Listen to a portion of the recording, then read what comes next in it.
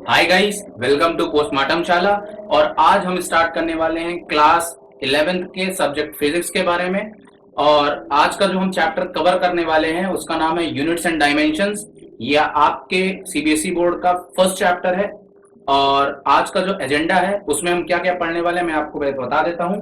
जिसमें हम लोग पढ़ेंगे सबसे पहले साइंस, फंडामेंटल साइंस। इसके बाद हम पढ़ेंगे फिजिक्स। फिजिक्स क्यों पढ़ें, फिजिक्स का नेचर क्या होता है, और साथ ही साथ थोड़ी सी केस स्टडी जिसे मैं एनालॉजी भी कहता हूँ। और उसमें हम लोग डिटेल के बारे में स्टडी करेंगे कि एक्सपेरिमेंटल फिजिक्स और न्यूमेरिकल फिजिक्स दोनों कैसे एक दूसरे से रिलेट करने वाली हैं। और साथ ही साथ आज इस टॉपिक जितने भी मैंने आपको बताए इन सारे टॉपिक को हम लोग डीपली स्टडी करने वाले हैं। तो रेडी हो जाइए दोस्तों।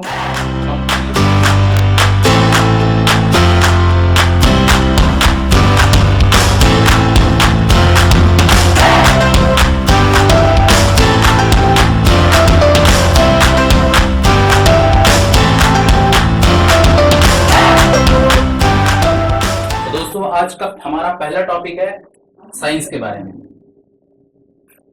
तो बेसिकली जब आप साइंस की बात करते हैं तो देखिए, हम सबको पता है कि साइंस, अगर जनरल टर्म में बात करें तो science basically is the study of nature. और अगर हम साइंस की बात करें, अगर आप इसको गूगल या विकिपीडिया में जाके सर्च करें तो आपको पता चलेगा कि साइंस की डेफिनेशन क्या है। वो कहता है कि a systematic study of anything around the universe is called a science. कहने का मतलब यह है कि अगर आप किसी भी चीज के बारे में कंप्लीट डिटेल में स्टडी करते हैं और वो यूनिवर्स का पार्ट है तो आप साइंस की स्टडी कर रहे हैं। साइंस के बहुत सारे डिसिप्लिन हैं, बहुत सारी ब्रांचेस हैं। जैसे कि आपने सुना होगा कि अगर आप अपने stone age, historical places, monuments, इन सब के बारे में आप स्टडी करते हैं, अपने एंशियंट टाइम्स की स्टडी करते हैं, तो ये आपको हिस्टोरिकल साइंस में आएगा। अगर आप मनी, क्रेडिट, डेबिट्स, ग्लोबलाइजेशन, इन सब के बारे में बात करते हैं तो ये आपका इकोनॉमिक साइंस में आ जाएगा। अगर आप किसी भारत के नक्शे की बात करते हैं, जियोग्राफी की बात करते हैं, अर्थ के डायमेंशंस की बात करते हैं, तो शायद इसे मैं जियोग्राफिकल साइंस के हिस्से में रखूंगा। लेकिन साइंस के साथ ही साथ साइंस के बहुत सारे डिसिप्लिन में एक बहुत इंपॉर्टेंट टॉपिक है जिसका नाम है फंडामेंटल साइंस। तो दोस्तों, ये फंडामेंटल साइंस क्या होता है? बेसिकली फंडामेंटल साइंस वो साइंस होता है जिसमें नेचर के फंडामेंटल लॉज की स्टडी होती है। अब ये नेचर का फंडामेंटल लॉज क्या है? तो नेचर का फंडामेंटल लॉज का मतलब ये है, जैसे आपने सुना कि भाई आज बारिश हुई, तो बारिश के बारे में स्टडी करना, इसकी कंप्लीट साइकिल की स्टडी करना, यही फंडामेंटल साइंस है। और नेचर किस तरीके से रिलेट करता है, इसकी स्टडी भी फंडामेंटल साइंस है। तो अगर हम मोटे मोटे शब्दों में समझें कि फंडामेंटल साइंस है क्या, तो इसी फंडामेंटल साइंस को ही डिवाइड करके बनाया गया है फिजिक्स, केमिस्ट्री, मैथ में। अब फिजिक्स, केमिस्ट्री, मैथ में हमारा जो सब्जेक्ट है वो है फिजिक्स। तो जाहिर सी बात है, कोई भी टीचर जब कोई फिजिक्स पढ़ाता है, जब कोई केमिस्ट्री पढ़ाता है, या जब कोई मैथमेटिक्स पढ़ाता है या कोई बायोलॉजी पढ़ाता है, तो वो अपने सब्जेक्ट को ज्यादा इंपॉर्टेंस देता है। अब ऐसा है क्यों? क्योंकि सबको पता है भाई, मैथ्स पढ़ाने वाला बंदा मैथ्स को ज्यादा इंपॉर्टेंस देगा, फिजिक्स पढ़ाने वाला बंदा फिजिक्स को ज्यादा इंपॉर्टेंस देगा, केमिस्ट्री पढ़ाने वाले बंदा केमिस्ट्री को ज्यादा इंपॉर्टेंट देगा, और बायोलॉजी को पढ़ाने वाला बंदा बायोलॉजी की स्टडी देगा। तो होता क्या है कि मैं ऐसा नहीं कह रहा हूं कि कोई भी सब्जेक्ट कम है, बड़ा है, बट लेकिन मैं आपको बता दूं कि इन सारे सब्जेक्ट्स की अगर हम बात करें या फ्यूचर की बात करें, आप जिस भी चीज को स्टडी कर रहे हैं वो कहीं ना कहीं फिजिक्स की ही देन। अब मैं इसको आपको छोटे से एक एग्जांपल से समझाता हूं। जैसे कि अगर हम बायोलॉजी की बात करें, जैसे कि अगर हम बायोलॉजी की बातें करें, बायो की बात करें, तो बायोलॉजी कहता है कि भाई, बायोलॉजी कहती है कि यार, biology means the study of living organisms. Biology कहती है the study of living organisms. अब सबसे बड़ी महत्वपूर्ण बात है, जो सोचने वाली बात है, कि अगर आप बायोलॉजी की बात करते हैं तो बायोलॉजी ने एक वर्ड बोला कि it is the study of living organisms. तो नेचर में तो बहुत सारे नॉन लिविंग ऑर्गेनिजम्स भी रहते हैं। तो जो नॉन लिविंग ऑर्गेनिजम्स हैं उसको तो पहली बात पहले से ही इसने सीरीज से अलग कर दिया। तो जैसा कि मैंने आपको बताया कि ये बायोलॉजी ने लिविंग और नॉन लिविंग ऑर्गेनिजम्स के क्लासिफिकेशन में जो नॉन लिविंग ऑर्गेनिजम्स है उनको पहले ही अलग कर दिया। तो जब नॉन लिविंग ऑर्गेनिजम्स को इन्होंने पहले अलग कर दिया, तो एक इंपॉर्टेंट चीज है जो आपको समझनी है, वो ये है कि बायोलॉजी में लिविंग ऑर्गेनिजम्स के बारे में स्टडी करना, तो आपको उसमें मिलेगा कि एक फंडामेंटल यूनिट होता है, उस फंडामेंटल यूनिट का नाम है शेल, CEL। एवररेडी या निप्पो सेल की बात नहीं कर रहा हूं मैं, शेल की बात कर रहा हूं, कोशिकाएं जिसे आप कहते हैं।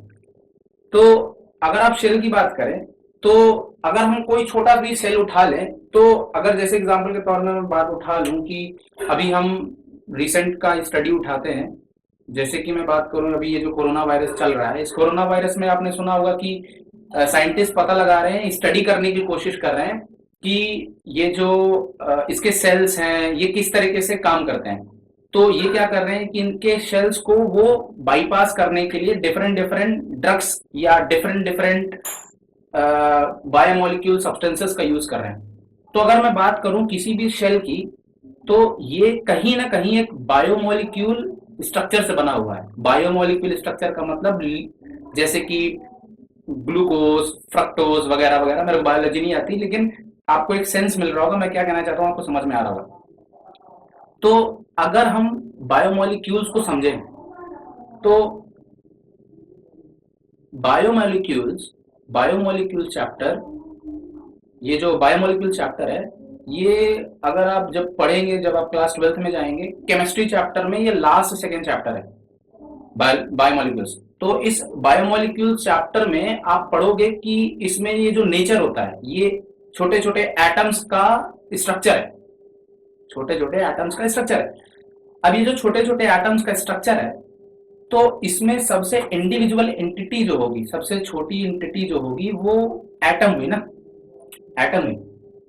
तो अगर हम बात करें शेल के सबसे लोएस्ट या सबसे स्मॉलेस्ट इंडिविजुअल एंटिटी की, तो वो होगा एटम। ठीक। अब बायोलॉजी ने सब कुछ स्टार्ट किया और एंड कर दिया एटम पे। अब आपने शायद सुना होगा कि बायोलॉजी और केमिस्ट्री दोनों बहनें हैं या भाई भाई आप कह सकते हैं। अब मैं ऐसा क्यों बोलता हूं, क्योंकि जब आप बायोलॉजी के बारे में स्टडी करते हैं, तो आप अगर आपको कोई तकलीफ होती है तो आप दवाइयां लेते हैं, और जब आप दवाइयां लेते हैं तो वो कुछ नहीं, वो केमिकल्स ही होते हैं। तो कहीं ना कहीं जब आप केमिस्ट्री की बात करते हैं तो वो बायोलॉजी से कोरिलेट करती है। तो बायोलॉजी ने अपनी जो स्टडी थी वो पहुंचाई केमिस्ट्री तक, यानी केमिस्ट्री तक मैं क्यों कह सकता हूं, क्योंकि हम कहीं ना कहीं एटम्स तक पहुंचे।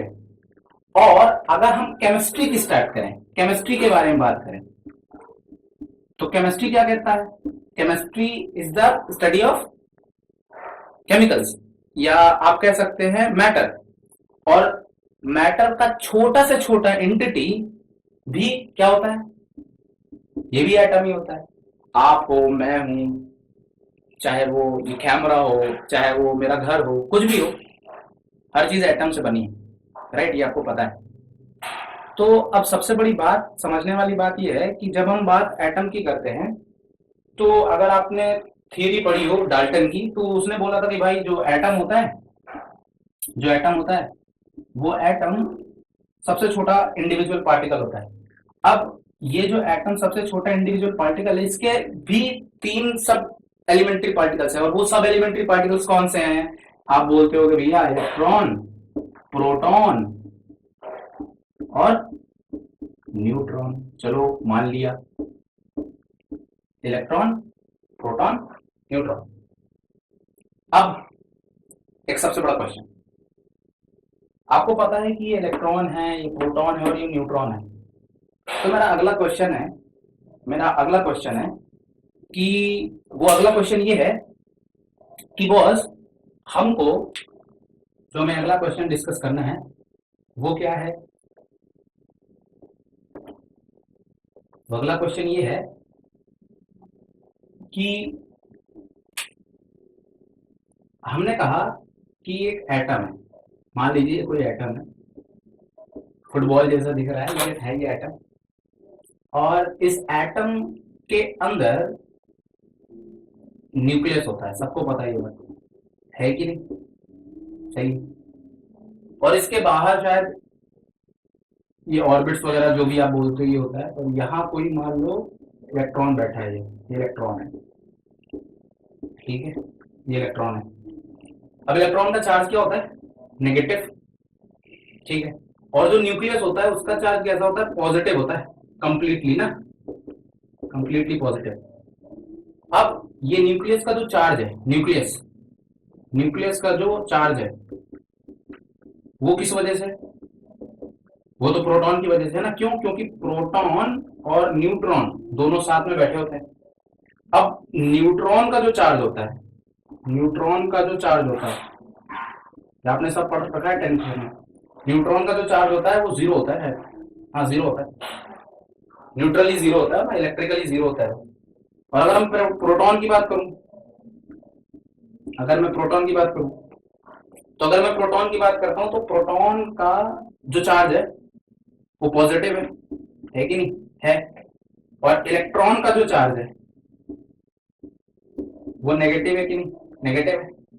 अब एक बात बताइए, पॉजिटिव नेगेटिव एक दूसरे को क्या करते हैं? अट्रैक्ट करते हैं। चलो भाई, अट्रैक्ट करते हैं। और पॉजिटिव पॉजिटिव एक दूसरे को क्या करते हैं? रेपेल। सही है? हाँ या ना? सही है। अब क्वेश्चन क्या है, ध्यान से समझिएगा। क्वेश्चन ये है कि आप मेरे को बताओ एटम का साइज कितना होता है। तो एटम का साइज मान लो आपने बोल दिया 10⁻⁻10, ऐसा कुछ बोल दिया, तो जाहिर सी बात है इसका जो साइज होगा, इसके न्यूक्लियस का, ये जो इसका न्यूक्लियस है, न्यूक्लियस, इसके न्यूक्लियस का जो साइज होगा वो होगा 10⁻⁻14 और 10⁻⁻15, डिपेंड करता है ऑर्डर में चेंज। मतलब न्यूक्लियस कितना छोटा है ये आप समझ सकते हैं कि पावर को देख के। अब सबसे बड़ा जो क्वेश्चन है वो ये है कि प्रोटॉन प्रोटॉन के बीच का ये जो रिपल्शन है, प्रोटॉन प्रोटॉन के बीच का जो ये रिपल्शन है वो बहुत ज्यादा है, वो बहुत ज्यादा होगा। क्यों? क्योंकि किसी के अंदर भाई, अब जाहिर सी बात है प्रोटॉन्स होंगे तो प्रोटॉन प्रोटॉन का बीच का रिपल्शन होगा कि नहीं होगा? अब प्रोटॉन प्रोटॉन का जो रिपल्शन है वो रिपल्शन इस छोटे से न्यूक्लियस में कैसे बैलेंस होगा? मेरे कहने का मतलब ये है कि इस छोटे से न्यूक्लियस के अंदर ये जो चारों तरफ रिपल्सिव फोर्सेस लग रहे हैं, इनको कौन ये बैलेंस करके रखता है? कोई ना कोई तो होना चाहिए ना बैलेंस करने के लिए, कोई ना कोई। वो सोचिए कितना स्ट्रॉन्ग फोर्स है वो जो इसको बाइंड करके रखे हुए है, और उस बंदे का नाम है न्यूक्लियर फोर्स। तो माय डियर फ्रेंड्स, अगर इस न्यूक्लियर फोर्स को तोड़ दिया जाए तो ये आपको पता है कि ये 1 मेगाटन बम के बराबर होगा। मेरे कहने का मतलब ये है कि अगर आपको न्यूक्लियर फोर्स के बारे में स्टडी करना है तो कंपलसरी आपको फोर्स के बारे में भी पता होना चाहिए। तो जहां से बायो स्टार्ट करती है, केमिस्ट्री जिस तक पहुंचाती है, उसके और डीप तक वो चीज कैसे हो रही है उसको फिजिक्स बताता है। क्योंकि फोर्स के बारे में आप कंप्लीट स्टडी सिर्फ और सिर्फ फिजिक्स में ही कर सकते हैं। उम्मीद है आपको ये बात समझ में आया होगा। तो आज हमने कौन कौन से टॉपिक पढ़े? साइंस क्या होता है, फंडामेंटल साइंस क्या होता है, साथ ही साथ हमने ये भी पढ़ा कि बायोलॉजी, केमिस्ट्री और फिजिक्स में फिजिक्स का क्या इंपॉर्टेंट रोल है। ठीक है, मैं अभी भी यही कह रहा हूं कि बायोलॉजी का अपना इंपॉर्टेंस है, केमिस्ट्री का अपना इंपॉर्टेंस है, लेकिन फिजिक्स कहाँ स्टैंड करती है ये आपको समझ में आ गया होगा।